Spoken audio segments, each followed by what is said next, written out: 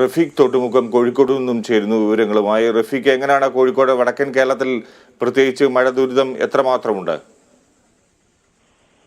Fiji, ഇന്ന് രാവിലെ മുതൽ തന്നെ കോഴിക്കോട് ജില്ലയിലെ മലയോര മേഖലയിൽ ശക്തമായ മഴ തന്നെയാണ് അനുഭവപ്പെടുന്നത്. നിലവിൽ വേറെ അനിഷ്ട സംഭവങ്ങളൊന്നും സംഭവിച്ചിട്ടില്ല എങ്കിൽ പോലും ഇന്നലെ ഒഴുക്കിൽപ്പെട്ട് കാണാതായ ആൾക്ക് വേണ്ടിയിട്ടുള്ള തെരച്ചിൽ, കൊടിയത്തൂർ തെയ്യത്തുംകടവിൽ ഒഴുക്കിൽപ്പെട്ട് കാണാതായ ആൾക്ക് വേണ്ടിയുള്ള തെരച്ചിൽ ഇന്ന് ആരംഭിച്ചിട്ടുണ്ട്. ഇന്നലെ പ്രതികൂലമായ കാലാവസ്ഥയും വെളിച്ചക്കുറവും മൂലം ഇന്നലെ രാത്രി 7:30 ഇന്നലെ നിർത്തിവെച്ച തെരച്ചിൽ ഇന്ന് പുനരാരംഭിച്ചിട്ടുണ്ട്.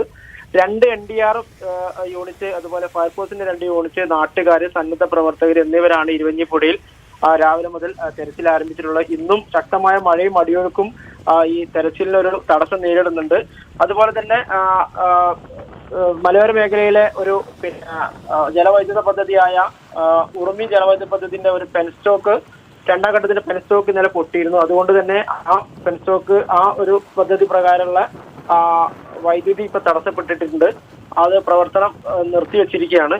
അതുപോലെ മലയോര മേഖലയിലെ ടൂറിസം മേഖല ആയതുകൊണ്ട് തന്നെ രാത്രികാലങ്ങളിൽ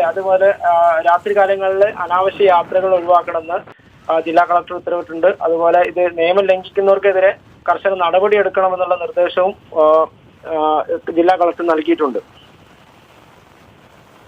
റിയാസ്, ഈ പെൻസ്റ്റോക്ക് പൈപ്പ് പൊട്ടിയത് എത്രമാത്രം ഗുരുതരമായ ഒരു പ്രശ്നമാണ്? 2ാം ഘട്ട പദ്ധതിയിലെ വൈദ്യുതി ഉൽപാദനം നിർത്തിയിരിക്കുകയാണ്. ഇത് നന്നാക്കുവാനുള്ള, ശരിയായ രീതിയിൽ കൊണ്ടുവരാനുള്ള ശ്രമങ്ങൾ എങ്ങനെയാണ്? ഇത് ഉറുമി പദ്ധതിന്റെ 2ാം ഘട്ട പദ്ധതിന്റെ പെൻസ്റ്റോക്ക് ആണ് ഇന്നലെ വൈകിട്ട് 5 മണിയോടുകൂടി പൊട്ടിയിട്ടുള്ളത്.